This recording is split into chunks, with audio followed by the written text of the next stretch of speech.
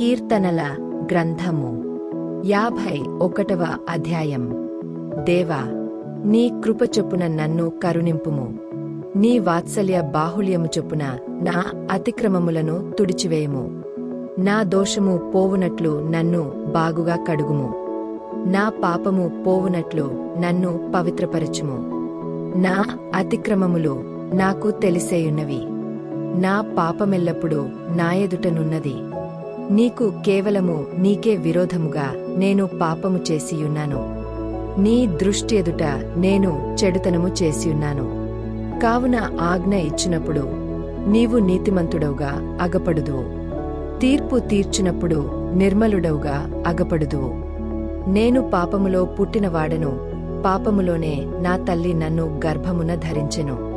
నీవు అంతరంగములో సత్యము కోరుచున్నావు, ఆంతర్యమున నాకు జ్ఞానము తెలియజేయుదువు. నేను పవిత్రుడనుగునట్లు హెస్సోపుతో నా పాపము పరిహరింపుము.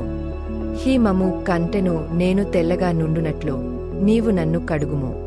ఉత్సాహ సంతోషములు నాకు వినిపింపుము.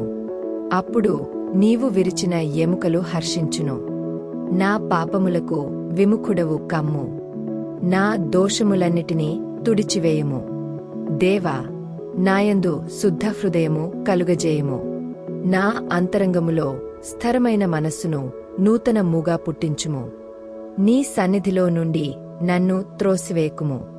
నీ పరిశుద్ధాత్మను నాయొద్ద నుండి తీసివేకుము. నీ రక్షణానందము నాకు మరల పుట్టించుము.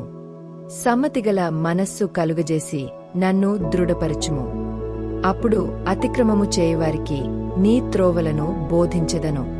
పాపులును నీ తట్టు తిరుగుదురు.